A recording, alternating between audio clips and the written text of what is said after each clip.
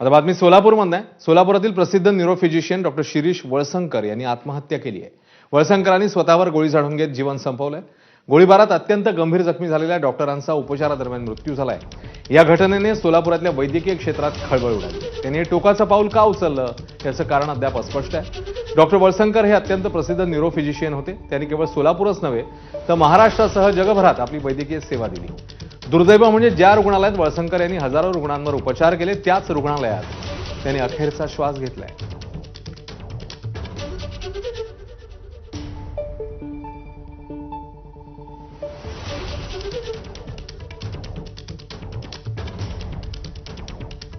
प्राथमिक माहिती अशा आहे, काल रात्री सुमारे 8:30 ते 9 दरम्यान डॉक्टर शिरीष पद्माकर वळसंकर यांनी त्यांच्या स्वतःच्या लायसन्स्ड फायरआर्मनी गोळी घालून आत्महत्या केल्या अशा प्रथम माहिती मिळालेला आहे आणि त्यावर सदर बाजार पोलीस स्टेशनला एडी दाखल करून पुढील तपास चालू आहे। आता पुढची बातमी। बाबासाहेब आगे हत्या प्रकरणी आरोपीला न्यायालयीन कोठडी सुनावण्यात आली आहे। माजलगाव न्यायालयाचे आरोपी नारायण फपाळला